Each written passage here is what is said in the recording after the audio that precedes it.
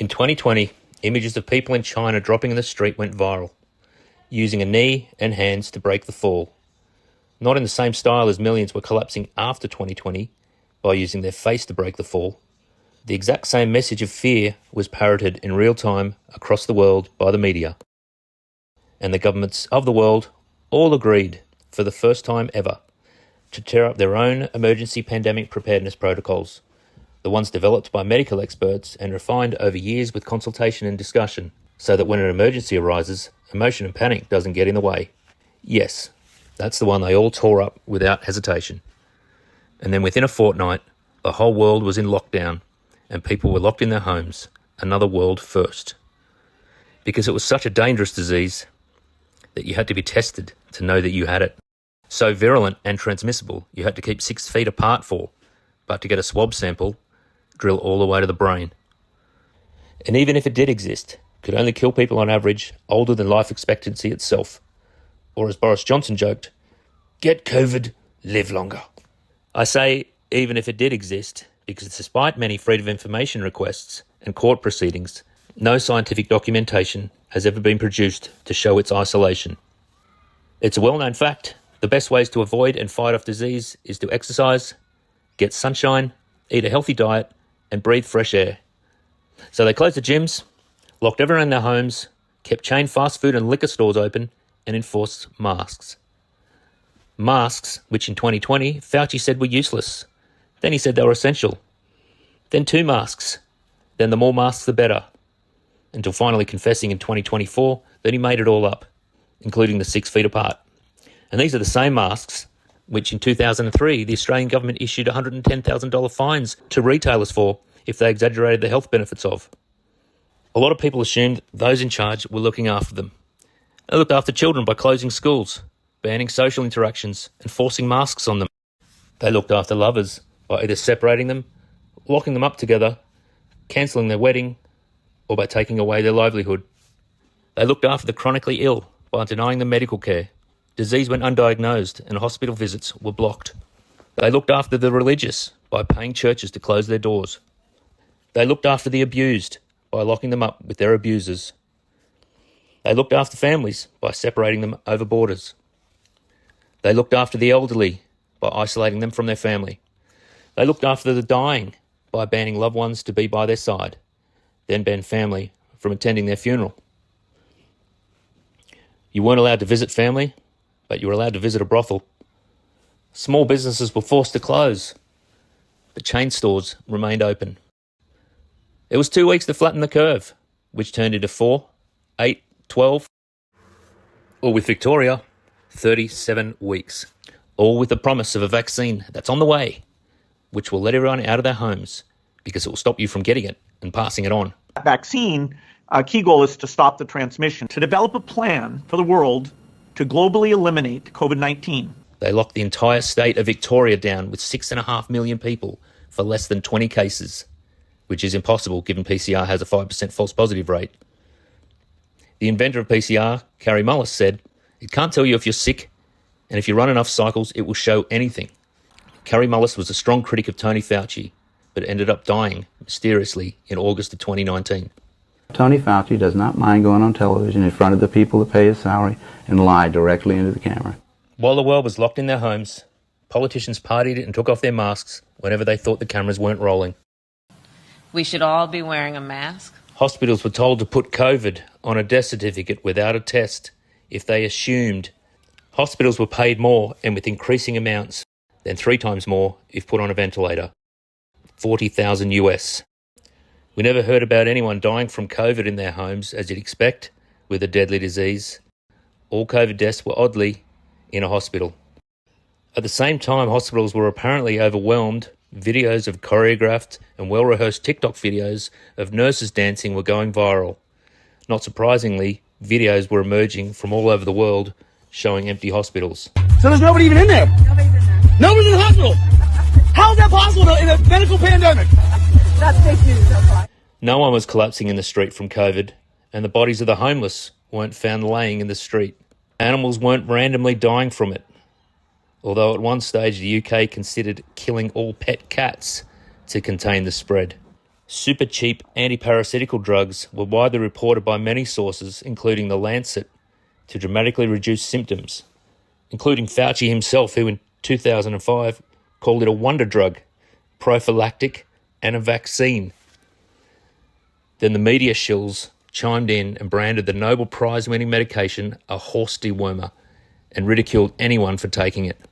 Those who complied with the rules were assured they had superior intelligence and morals, and encouraged them to see those who didn't comply as dumb and dangerous. The last thing we need is the Neanderthal thinking that in the meantime everything's fine, take off your mask. Then came talk of the jabs. The fastest time a vaccine had been developed before COVID was 4 years, with Ebola vaccine taking 20 years. But these arrived in 8 months and were to be administered to the entire world. And that's after previously stating that they never made a successful vaccine for coronavirus before. And these were apparently developed solely from a computer-model gene sequence provided by the Chinese using blind trust. Drugs in a trial phase can only be given provisional or emergency use authorization, which in turn can only be granted if no alternative is available. With incredible timing, Nobel Prize-winning medications were banned from treating the so-called virus. The injections were still in trial phase, and Gates said, If you want to wait and see if a side effect shows up 2 years later, that takes 2 years. Fauci once said, well, then now let's give it to thousands of people, and then you find out that it takes 12 years for all hell to break loose, and then what have you done? The carrot always comes before the stick. Donuts, burgers, fries, beers and lottery tickets were given out with every jab. Just think of this when you think of vaccination. Vaccination. Celebrities were paid a lot of money to advertise it. All the while, scary ads ran in the background. No open debates ever occurred, and scientists were blocked from talking with the media. Former chief scientific advisor to Pfizer was called a conspiracy theorist. The definition of vaccine was changed. The flu disappeared. Social media banned any criticism. People were told to turn on anyone who questioned it. Medical boards threatened doctors and health workers with regulatory action for voicing any opposition to the injections. Doctors received bonuses for every shot administered. The media was given tax exemptions for towing the line. Big Pharma sponsors the media, donates millions to both sides of politics, and heavily funds government health administrations. Despite all this funding and giving their money away, Big Pharma made record profits during this time. Bill Gates profits 20-1 on vaccines. He was also good friends with Jeffrey Epstein. Pfizer had previously paid the largest fraud settlement in history for false advertising of its products, and it wasn't the only time. Yet for this product, they made sure they were granted immunity from prosecution. Less than 10% of adverse events are reported. Some sources saying way less than 10%. Governments refer to it as a poison. They said You're okay. You're not going to get COVID if you have these vaccinations. And that it was a pandemic now of the unvaccinated. But we know how that ended up. And when Pfizer was asked if it was ever tested to stop transmission, they said, no, we had to really move at the speed of science. But even after all of that, the mandates stayed in place. Every bit of information that came from the TV was completely wrong. Every recommendation for better health was not only wrong, but the opposite for better health. What are the odds of that? They use dummies. They use actors. Some trials were conducted on 8 mice and 0 humans. Fauci was accused of torturing beagles. There were no excess deaths in 2020, but 17% in 2022, or even higher. On-field sports-related deaths increased tenfold. A practice run for COVID called Event 201 was held in August 2019. The blueprints for all supposed COVID mistakes were chillingly foretold in many preparedness scenario documents. Hospital cardiac admissions mirrored the jab administration. The once empty hospitals of 2020 have been in crisis ever since mid-2021. The FDA wanted 55 years to release the jab data. Excess deaths in each country mimic the uptake rate. A sharp increase of heart attacks and strokes was reported. At first, it was all quite a mystery. Health experts said they were baffled. Ignoring that Pfizer had updated the label to include heart inflammation, medical journals published a few articles on adverse events. Did I say a few? I mean a few thousand. Then the media finally admitted that excess deaths were occurring, but still nobody seemed to care. So they thought they'd just come out with it. And still nobody seemed to care. And all along, the politicians that were barking at everyone, Go get vaccinated, America, and calling them selfish for not getting the jabs, were exempt. Mandatory vaccination directions. I understand Commonwealth employees and court staff are exempt from the mandate. Oh, yeah, that's not a watering down. That's specific advice, legal advice, and supported by the Solicitor General that there are constitutional and other legal protections for some of those groups that mean that a mandate was really not a recommendation for those groups.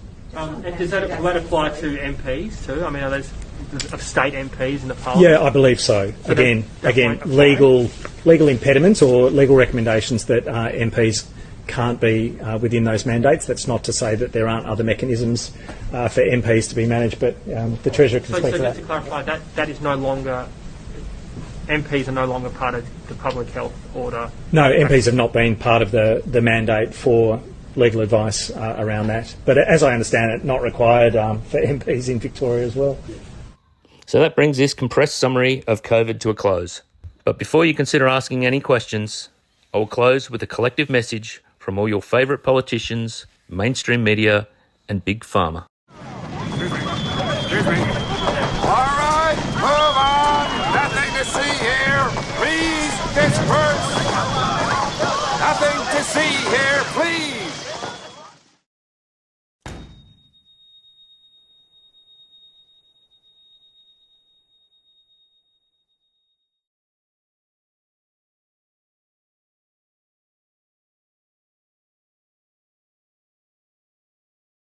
I came up with the vaccine. They said it would take 3 to 5 years, going to save the world. I recommend you take it, but it was a great achievement.